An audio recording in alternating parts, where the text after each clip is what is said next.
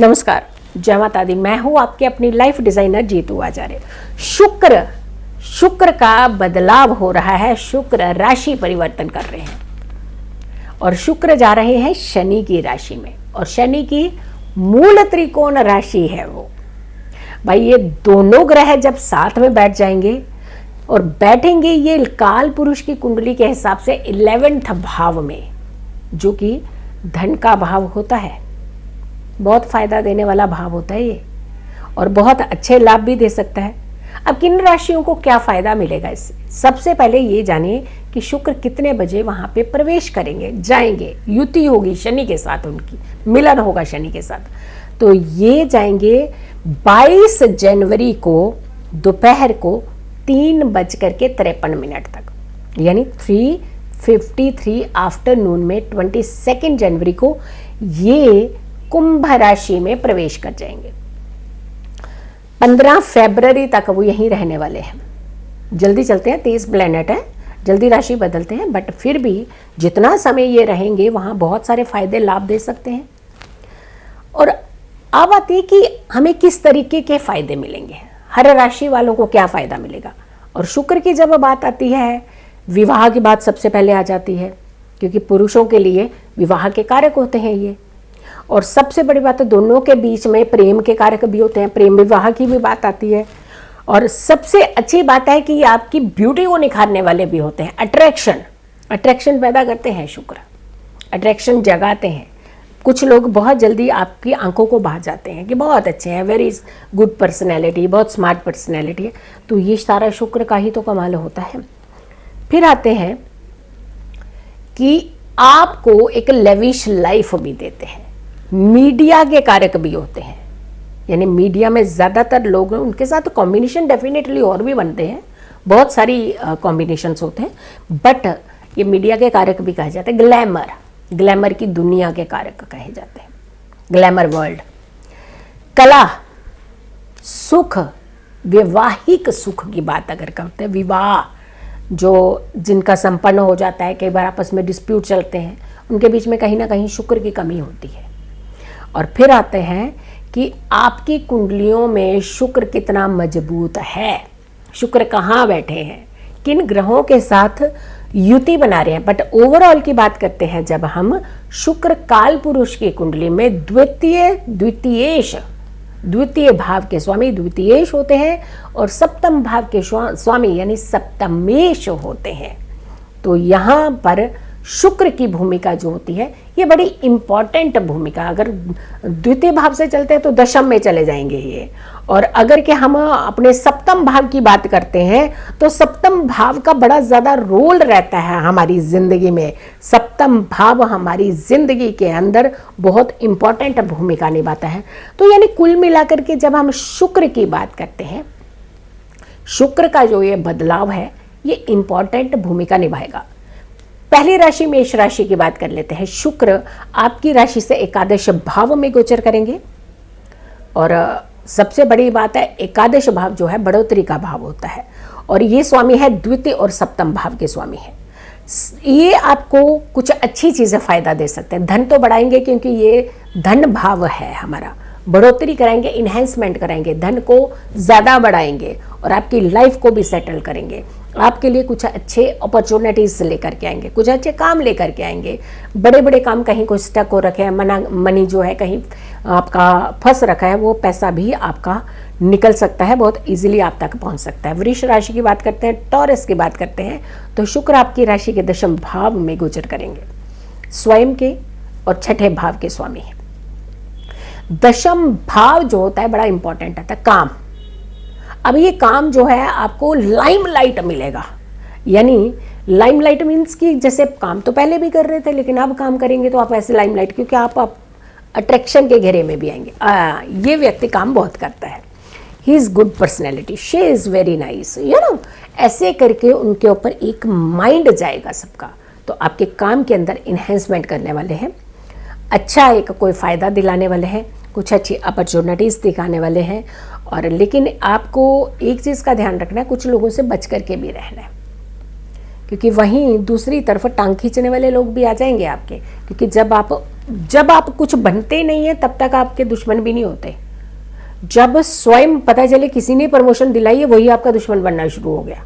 तो जब आप थोड़ा सा ऊपर इनहेंस राइज करने लगते हैं तो वहाँ आपके साथ ईर्ष्या ज़्यादा होने लगती है। तो वहाँ ध्यान नहीं देना आपने अपने काम की तरफ ध्यान है, क्योंकि कर्म भाव में थोड़ा सा आपका डिस्ट्रैक्शन भी करेंगे, आपको थोड़ा इधर उधर घुमाएंगे भी। तो इसलिए आपने अपने माइंड को फोकस रख करके अपने कार्य करने हैं। मिथुन यानी जेमिनाई की बात कर लेते हैं। शुक्र आपकी राशि, सबसे बड़ी बात है कि मिथुन राशि की द्वादश और पंचम, द्वादश यानी व्यय हाउस होता है, इनके स्वामी हैं। और खास करके जब हम द्वादश भाव की बात करते हैं तो घुमाता बहुत ज़्यादा है, ये भाव जो है घुमाता है आपको, बार बार आपको इधर उधर चक्कर लगवाता है। लेकिन जब इसका गोचर देख लेते हैं तो 9th भाव में हो जाता है। तो 9th भाव हमारी डेस्टिनी है, भाग्य है हमारा, लेविश लाइफ देगा आपको, बहुत जल्दी आपके भाग्य में निखार देगा। आपके लिए कुंडली में बहुत अच्छे योग, शुभ संयोग बनाता हुआ आपकी ज़िंदगी में जो अड़चनें थी वो जल्दी पार हो जाएंगी। पहले आप कई बार काम के लिए गए होंगे, कोई आपको तवज्जो नहीं दे रहा था, लेकिन अब की बार आप काम के लिए निकलेंगे तो आपको तवज्जो मिलेगी, आपको रिकग्निशन मिलेगी, अच्छा एक काम मिलेगा और अच्छे फ़ायदे भी होंगे। तो आपके लिए फ़ायदे के योग बना रहा है। कर्क राशि की बात कर लेते हैं। तो आपकी राशि से अगर हम शुक्र की बात करते हैं तो चतुर्थ और एकादश दोनों भावों के स्वामी हैं और आपके अष्टम भाव में गोचर करेंगे। नुकसान, पैसा खर्च, हिडन जो शत्रु हैं, जिनको आप रोज़ पैसे दे दे के पैदा किया था ना, वो आपके दुश्मन बन जाएंगे। इसलिए हम कहते हैं कि दूसरों पर पैसे खर्च करने से पहले 1000 बार सोच लिया करें, जहाँ ज़रूरत नहीं है वहाँ मत कीजिए। और जो पैसे के साथ रिश्ते बनते हैं वो सिर्फ पैसे तक ही सीमित होते हैं, वो दिल के रिश्ते हो ही नहीं सकते। तो ध्यान रखिएगा, आपको थोड़ा सा परेशानी दे सकता है, दिक्कत कर सकता है, तो यहाँ थोड़ा सा संभलने की ज़रूरत है। लेकिन वैसे ये बैठे तो बहुत अच्छे प्लैनेट के साथ है, लेकिन फिर भी कुछ समस्याएं आपको परेशान कर सकती हैं। सिंह, लियो की बात कर लेते हैं। दशम और तृतीय भाव के स्वामी है, सप्तम में इनका गोचर है, वहाँ बहुत अच्छा है। पति पत्नी में कितना भी डिस्प्यूट चल रहा होगा यहाँ आके सॉल्व हो जाएगा और शादी के योग बनाएगा। जिनकी शादी नहीं हो रही है उन लोगों के लिए बहुत अच्छा है। लेकिन हाँ, डेफिनेटली कुंडली में भी इसकी कंडीशन ज़रूर देखी जाएगी, बट फिर भी आपके लिए काफ़ी बेटर सिचुएशन। सिंह राशि, लियो की बात कर लेते हैं। शुक्र की जब बात करते हैं और आपके लियो वालों, ज़रा थोड़ा सा आपको संभलना है, आपको थोड़ा सा संभल करके फैसले करने हैं। थोड़ा सा हो सकता है अभी आपको कुछ चीज़ों को लेकर के इंतज़ार भी करना पड़े। कई बार हम डेस्टिनी की बात करते हैं, हम लोग उच्च पद की बात करते हैं, हम लोग जल्दी जंप करने की बात करते हैं। तो आपके लिए थोड़ी सी इंतज़ार की घड़ियां हैं, थोड़ा सा आपको ध्यान रखना है। आपकी राशि से दशम और तृतीय के स्वामी है, सप्तम में गोचर है सिंह वालों के लिए। लेकिन अगर हम ओवरऑल की बात करते हैं तो थोड़ा सा संभल करके चलने की ज़रूरत है। कन्या की बात करते हैं, वर्गो वालों की, नवम और द्वितीय भाव के स्वामी है और छठे में गोचर है। और छठा भाव क्या है? ऋण रोग शत्रु, यानी पैसा खर्च बहुत होगा आपका, दुश्मन भी बन जाएंगे, पैसा भी खर्च होगा। तो आपको थोड़ा सा आपको भी संभलने की ज़रूरत है। आपके लिए भी बहुत अच्छी अपॉर्चुनिटीज़ दिखाता हुआ नजर नहीं आ रहा है, बट हाँ, नौकरी में थोड़ा सा सुधार होगा, उसमें इनकम आपकी थोड़ी सी बढ़ सकती है। लेकिन वहीं दूसरी तरफ आपके कॉम्पिटिटर्स भी जागना शुरू हो जाएंगे। तो कॉम्पिटिटर्स की तरफ ध्यान नहीं दे करके आप अपने काम की तरफ ध्यान दीजिए, आपको फ़ायदा होगा।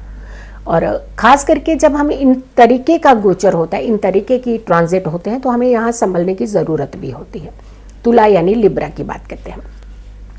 अष्टम और स्वयं की राशि के स्वामी है, पंचम में गोचर है इसका, और पंचम भाव अफेयर्स को इंडिकेट करता है। पढ़ाई की तरफ से माइंड हटा देगा और अननेसेसरली आपके चक्रों में पड़ जाएंगे आप। ध्यान रखिएगा कि बहुत सारे फ्रेंड सर्कल बना लेते हैं कई बार हम लोग, तो फिर उन्हें झेलना जो होता है बहुत मुश्किल होता है। भीड़ इकट्ठी करना बहुत अच्छा है, लेकिन भीड़ को साथ लेकर के हमेशा के लिए चलना जो होता है वो टफ होता है। तो आपको थोड़ा सा ध्यान रखिएगा, थोड़ा सा सिलेक्टिव हो जाइएगा कितने रिश्ते बनाने हैं, कितनों के साथ आपने अपने रिश्तों को कंटिन्यू करना है, उसी हिसाब से आप अपना फ्रेंड सर्कल को इन्हेंस कीजिएगा।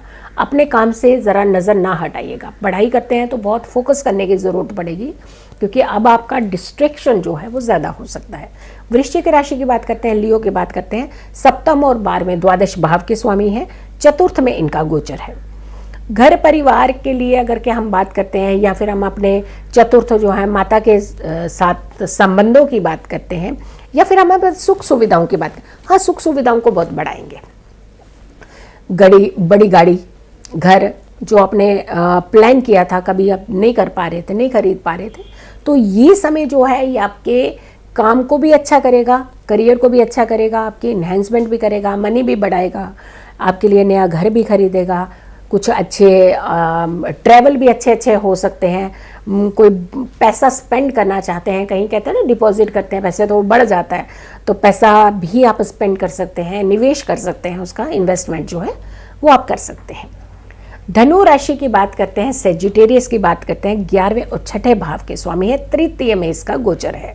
और तृतीय भाव जो होता है वो हमारा पराक्रम, मेहनत तो है लेकिन हमारे भाई बहनों का भी है।